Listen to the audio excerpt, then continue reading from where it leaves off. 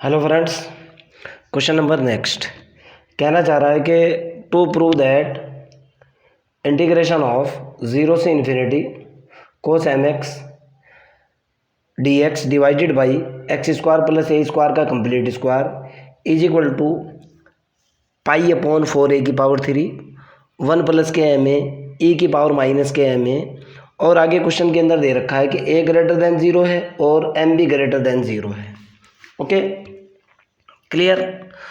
तो मैं इसके अंदर सुपोज कर रहा हूँ, जो मेरे पास कंसेप्ट है, जो तरीका है, क्वेश्चन को सॉल्व करने की कोशिश करूँगा। ओके, मैंने क्या किया कि suppose that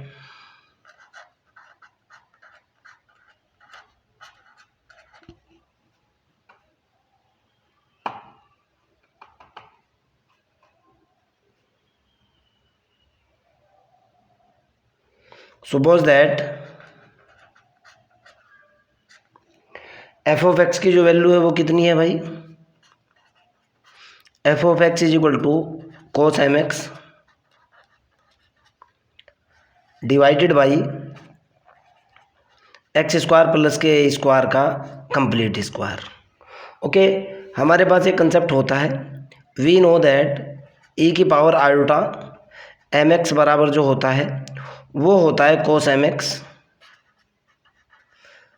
plus iota sine M X. Okay, अब अगर मैं इस स्टेप को ध्यान से देखना, ई की पावर आयोटा एम एक्स को मैं डिवाइड करता हूँ एक्स स्क्वायर प्लस ए स्क्वायर के कंप्लीट स्क्वायर से, तो बराबर ही निकल करके आ जाएगा कोस एम एक्स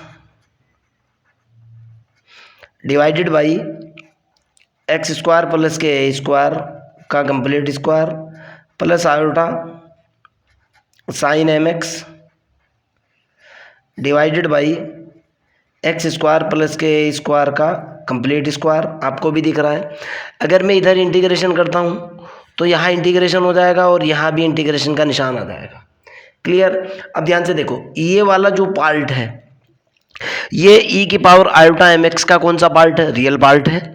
और यहाँ आयोटा से पहले ये जो साइन एम एक्स है, ये जो है साइन एम एक्स ई की पावर आयोटा एम एक्स का इमेजनरी पार्ट है। ओके, जीरो टू इन्फिनिटी के अंदर कोस एम एक्स को मैं हमेशा रियल पार्ट लेकर के चलूँगा। क्लियर। सो दैट मैं क्या कहूँगा भाई? मैं ये कहूँगा बेटा कि integration of cos M X बटे एक्स स्क्वायर प्लस के स्क्वायर का कंप्लीट स्क्वायर। ओके, ये है मेरे पास रियल पार्ट है। किसका रियल पार्ट है? Is equal to integration of E की पावर आयोटा एम एक्स का divided by x square plus के ए स्क्वायर का complete square into D X. ये चीज़ आपकी समझ में आ चुकी होगी। अब मैं कोस एम एक्स की जगह ई की पावर आयोटा एम एक्स लेकर के चलूँगा। नाउ आप रियल पार्ट लिखो, आर पी रियल पार्ट लिखो या ना लिखो, कोई फ़र्क नहीं पड़ता है। नाउ एफ ऑफ एक्स जो है वो लेकर के चला मैं ई की power iota M x divided by x square plus के ए स्क्वायर का कंप्लीट स्क्वायर। मैंने एक्स बराबर जेड पुट करा, क्यों? मेरा फंक्शन ऑफ जेड है, कॉम्प्लेक्स एनालिसिस पढ़ रहा हूँ मैं। ओके, एक्स बराबर जेड पर मेरा एफ ऑफ जेड जो होगा वो होगा ई की power iota M Z divided by A square plus के जेड स्क्वायर का complete square. Okay, clear. Now अब मैं कंसिडर करूँगा, now consider curve integration F Z D z. वही पुराना तरीका, एफ जेड डी जेड को कंसिडर करने का, क्वेश्चन को निकालने का। ये मेरी रियल एक्सिस होती है, एक्स एक्सिस है, और ये मेरी वाई एक्सिस होती है। ये ओरिजिन पॉइंट है, ये मेरा वाई एक्सिस है, ये मेरा कर्व गामा है। आप तो जानते ही हो, पुराना मेथड लगाऊंगा। ओके, गामा कर्व ये होगा माइनस के आर, इधर होगा मेरे पास प्लस के आर। क्लियर। और यहाँ से डायरेक्शन हो जाएगी मेरी ये, और ये पूरा कर्व सी होगा। शॉर्ट में लिख रहा हूँ, अब समझने की कोशिश करना क्या लिख रहा हूँ, क्या आपको बता रहा हूँ। चलो भाई, अब मैं इस कर्व सी के बारे में लिखूंगा। Where C is a curve, where C is a close curve. C क्या है मेरे पास, क्लोज कंटूर है।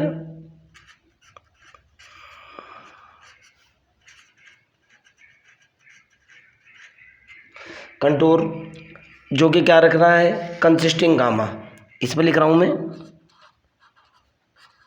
कंसिस्टिंग गामा, ये वाला जो गामा है। नाउ अगर मैं इसके पोल की बात करता हूं, नाउ पहले एक सर्कल सपोज करो। नाउ सपोज दैट, ये बेटा थ्योरी लिखनी ही होती है आपको। Suppose that mod z is equal to r is a circle,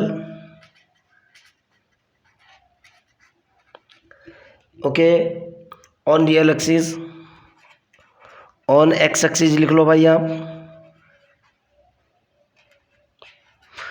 कहाँ से कहाँ तक, -r से लेके +r तक, ओके। नाउ सबसे पहले मैं पहले वाले कंसेप्ट का यूज करूंगा, गामा को जीरो करने की कोशिश करूंगा। नाउ आप इसको बाद में कर सकते हो या पहले कर सकते हो, कोई दिक्कत वाली बात नहीं है। Limit z tending to infinity, limit mod z tending to infinity. जो फंक्शन दे रखा है ज़रा उसको देखो आप।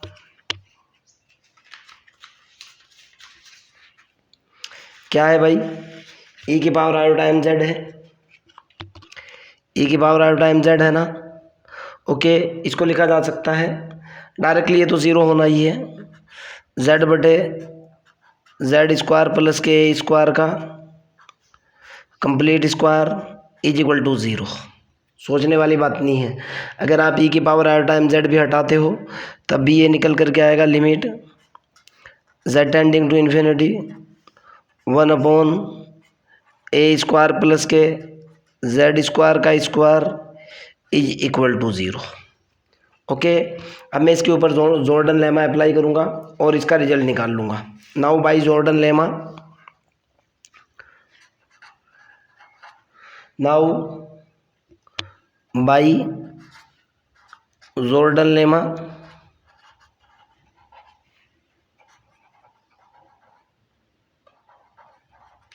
जॉर्डन लेमा जो होता है वो ये होता है, limit r tending to infinity gamma, जो मेरे पास ये जो ग्राफ है ये वाला गामा, और जो मेरा फंक्शन है e की पावर आयोटा mz बटे z square plus k a square का complete square is equal to zero. This is the fundamental formula. और ये जॉर्डन लेमा भी होता है। मैंने आपको जो कैलकुलस ऑफ रेजिड्यू के जो क्वेश्चंस मैं आपको करा रहा हूँ उसके अंदर भी मैंने आपको बताया था ये हमेशा ज़ीरो ही होगा, लेकिन ये दिखाना ज़रूर होता है। या आप इसको शॉर्ट में ऐसे भी लिख सकते हो, और limit r tending to infinity, दोनों का सेम मतलब है, gamma fz dz is equal to zero, okay. दोनों का कोई अलग अलग मतलब नहीं है, दोनों का सेम मतलब है। ये स्टैंडर्ड फार्मूला होता है जॉर्डन लेमा का यहाँ तक, ओके।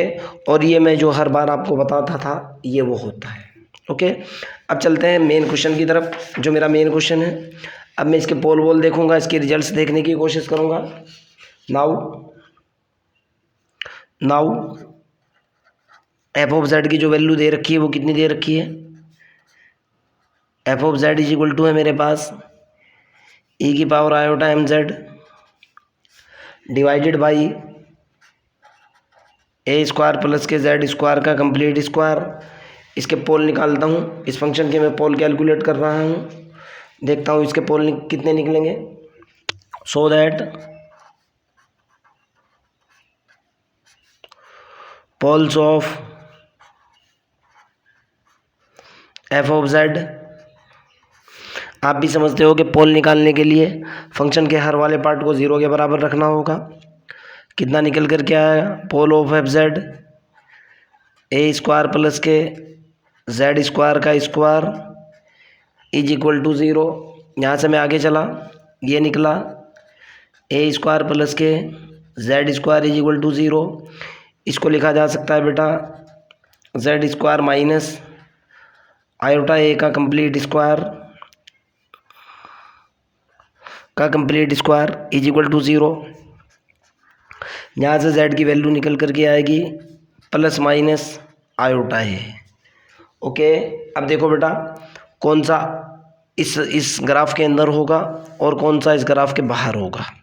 मैं काम जो कर रहा हूँ, पोल लाई इन अपर हाफ प्लेन, ये ओरिजिन पॉइंट होता है, ये वाई एक्सिस होता है, ये मेरा वो गामा सर्कल था। ज़रा समझने की कोशिश करना। z की 2 वैल्यू निकली, z इज इक्वल टू एक तो आयोटा ए निकला और z is equal to minus के आयोटा ए निकला। रियल पार्ट तो 0 है, एक तो हो जाएगा यहाँ कहीं, दूसरा होगा यहाँ कहीं। सोचो आप, अगर z is equal to iota A ये है, z is equal to iota A ये है, तो z is equal to minus के आयोटा ए ये है, ये तो आउटसाइड हो जाएगा, सीधी सी बात है। आप क्या कहोगे, z is equal to minus iota A is outside,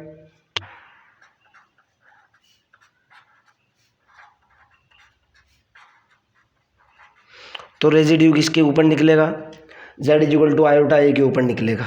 now the residue at z is equal to iota A. Okay, now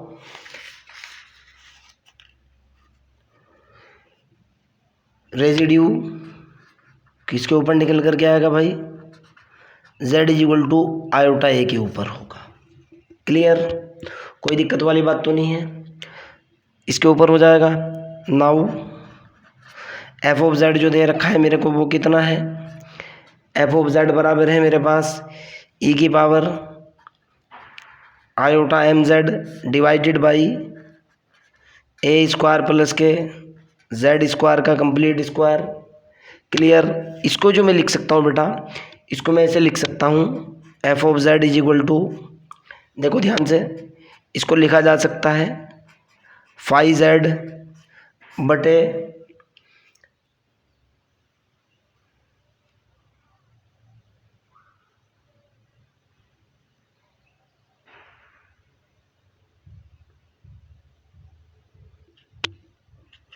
phi Z बटे, ध्यान से देखना है, या इसको एक बार और लिखो आप, रुको एक बार, क्यों एक इसके ऊपर 0 हो रहा है उसको हटाते हुए चलना है। आप एफ ऑफ जेड को ऐसे लिखो, F of Z is equal to E की power iota M Z divided by, एक तो हुआ जेड माइनस के आयोटा ए। क्लियर, मैंने इसके रूट निकाले थे, यहाँ से लिख रहा हूँ Z is equal to plus minus iota ए का कंप्लीट स्क्वायर, और एक हुआ z प्लस के आयोटा ए का कंप्लीट स्क्वायर। अब ज़रा सोच करके देखो जो मैं आपको बता रहा हूँ, यहाँ अगर z की वैल्यू आयोटा ए यहाँ डाली, ये पोर्शन 0 हो जाएगा। इसको सोचो आप। ओके, z की वैल्यू अगर iota A, z is equal to minus iota A, ये तो आउटसाइड पहुँच ही चुका। ओके, इस वाले फंक्शन को मैं ऐसे लिख सकता हूँ ना। अब ज़रा यहाँ सोच करके देखो आप, z इज इक्वल टू अगर आयोटा ए यहाँ डालता हूँ, ये पोर्शन 0 हो जाएगा, फंक्शन अनडिफाइंड हो जाएगा, और यहाँ डालता हूँ तो 2 आयोटा ए का कंप्लीट स्क्वायर होगा। ओके, और इसका ऑर्डर, ये जो मेरे पास z is equal to iota ए है, this is the pole of order 2। ये फंडामेंटल चीज़ है, आप बहुत अच्छे से जानते हो। अगर आप मेरी लेक्चर सीरीज़ देखते हुए आ रहे हो तो इस चीज़ को समझने में आपको ज़रा भी प्रॉब्लम नहीं होगी। जिन बच्चों के लिए क्वेश्चन नया है, पहली बार चैनल पर आए हैं, उनको तो प्रॉब्लम होगी ही होगी। ओके, इस 0 से बचने के लिए, क्यों z is equal to iota A पे ये पोर्शन 0 हो रहा है, इससे बचने के लिए मैंने एफ ऑफ जेड को लिखा, F of Z is equal to मैंने लिखा 5z phi of z divided by z minus के आयोटा ए का कंप्लीट स्क्वायर। और ये जो 5z है 5z अब मेरे पास कितना बचेगा, ये बचेगा e की पावर आयोटा mz है divided by z plus iota ए का कंप्लीट स्क्वायर। 5z की वैल्यू यहाँ डालो आप, यही fz निकल करके आएगा, आपके सामने है रिजल्ट। ओके, अब इसके ऊपर रेजिड्यू निकालूंगा। क्यों, अगर मैंने इस पॉइंट पर रेजिड्यू निकालने की कोशिश की तो अनंत आ जाएगा। ओके, अब यहाँ रेजिड्यू निकालूंगा। क्लियर। नाउ फार्मूला होता है, डायरेक्ट फार्मूला है। Now residue z is equal to iota ए के ऊपर, z is equal to iota A पर जो रेजिड्यू होगा वो कितना होगा, लिमिट z टेंडिंग टू कितना, iota A into phi dash z। Okay, और ये तब होता है जब नीचे वाले का जो ऑर्डर होता है ना एक से ज़्यादा हो। फार्मूला होता है डायरेक्ट, मैंने आपको बता रखा है। जब नीचे ऑर्डर एक से ज़्यादा होता है तब डायरेक्ट फार्मूला, यहाँ ऑर्डर 2 है इसलिए डिफरेंशिएशन की ज़रूरत पड़ेगी। क्लियर। चलो भाई मैं इसको डिफरेंशिएट करता हूँ। ये निकल कर के आया residue z is equal to iota ए के ऊपर limit z tending to iota A D over D Z ई की पावर आयोटा एम जेड बटे z प्लस आयोटा ए का कंप्लीट स्क्वायर। आप समझ रहे होंगे मेरी बात को। अब मैं यहाँ से इसको डिफरेंशिएट करूँगा और अगला रिजल्ट कैलकुलेट करने की कोशिश करता हूँ, देखता हूँ मेरे पास क्या आता है। जब मैं इसको डिफरेंशिएट करूँगा तो रिजल्ट देखता हूँ क्या बनता है। ये बना मेरे पास residue z is equal to iota ए के ऊपर बराबर कितना निकला भाई, limit z tending to iota A. Okay, हर गुना अंश का अवकलन गुणांक। ओके, हर गुना अंश का अवकलन गुणांक। हर तो मेरा ये है, ये होगा z प्लस आयोटा ए का complete square into d over D Z ई की power iota M z minus e की power iota M z as it is d over D z. ये होगा z प्लस आयोटा ए का square divided by z plus iota a की power 4। Okay, यहाँ से आगे की तरफ चलते हैं और आगे की तरफ जाने के बाद रिजल्ट देखने की कोशिश करते हैं क्या निकलता है। ये होगा मेरे पास residue z is equal to iota ए के ऊपर बराबर कितना होगा, limit z tending to iota a, तो ये है।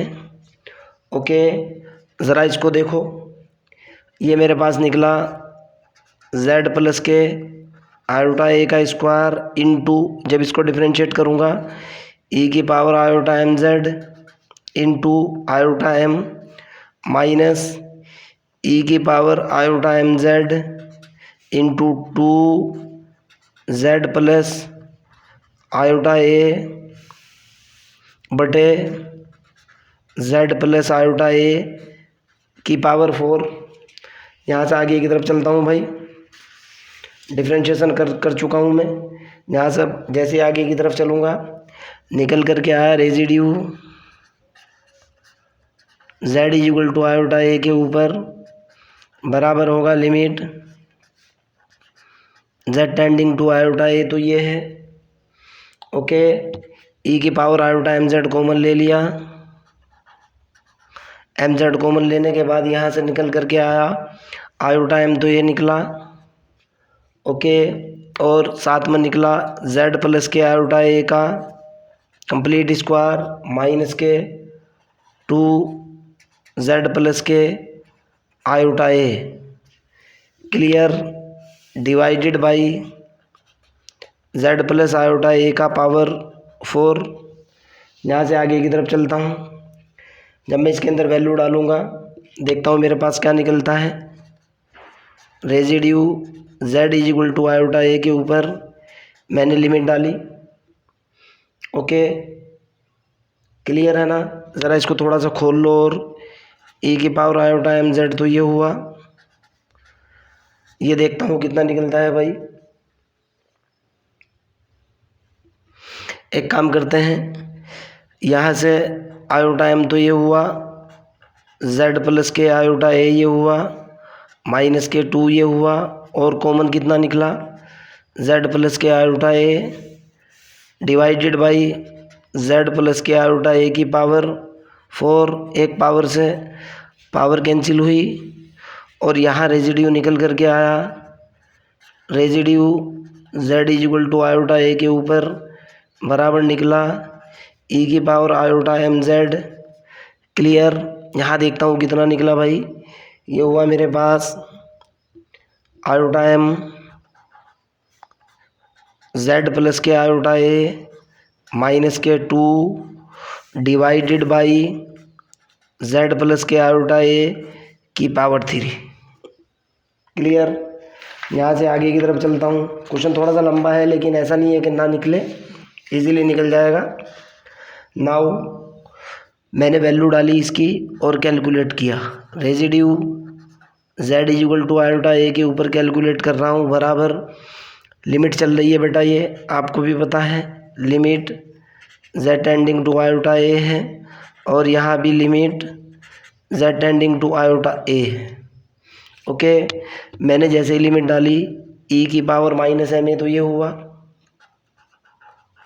माइनस एम ए हुआ, ये हुआ माइनस एम आई एम, तो ये हुआ, सॉरी, z की वैल्यू आयोटा ए डाली, iota A plus iota a minus के 2, कोई दिक्कत तो नहीं है, डिवाइडेड बाई z की जगह iota A plus iota a की पावर 3।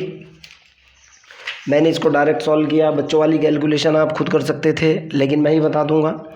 ये निकल कर के आया residue z is equal to iota ए के ऊपर कितना निकला भाई, e की पावर माइनस एम ए हुआ, इनटू जब मैं इसको सॉल्व करूँगा, देखो आप 2 आयोटा ए होगा, ये 2 आयोटा स्क्वायर की वैल्यू माइनस के 1 होगी, माइनस से आयोटा ख़त्म हो जाएगा, नीचे आयोटा 2 आयोटा ए की पावर 3 है, माइनस से ख़त्म होने के बाद ऊपर निकल करके कितना आएगा, 1 प्लस के एम ए बटे 2 2 4 ए की power 3 into iota.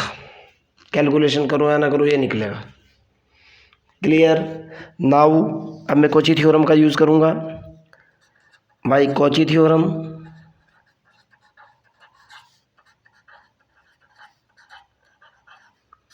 Cauchy theorem बोलती है कि curve integration F z into d Z बराबर होता है 2 पाई आयोटा गुणा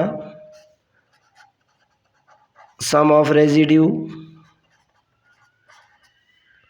ओके, यहाँ से मैंने curve integration F Z D Z की वैल्यू निकाली, इज इक्वल टू निकला मेरे पास 2 पाई आयोटा गुणा सम ऑफ रेजिड्यू की वैल्यू e की power minus M A 1 plus के M A divided by 4 A की पावर 3 आयोटा। आयोटा से आयोटा कैंसिल, कितना निकल करके आया भाई, ये निकला मेरे पास सीधे का सीधा, इससे ये कैंसिल 2 हुआ, पाई हुआ एक तो, और 1 प्लस एम ए हुआ, e की पावर माइनस एम ए हुआ, डिवाइडेड बाई कितना हुआ, 2 ए की पावर 3, 2 ए की पावर 3। क्लियर? अब लास्ट थ्योरम लगा रहा हूँ और लास्ट रिजल्ट निकालने की कोशिश करूँगा। देखता हूँ कितना बनता है, क्या बनता है। नाउ हमारे पास जो थ्योरम होती है, जिसका मैं बार बार यूज़ करता हूँ, वो क्या होती है भाई। Now curve integration gamma f z into d z,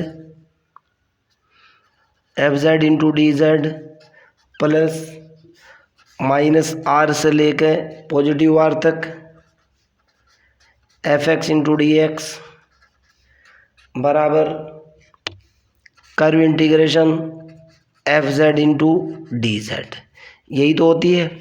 ये तो आपको पता ही है कि ये तो हमेशा ज़ीरो ही आता है, इसको आप कैलकुलेट करो या ना करो। क्लियर।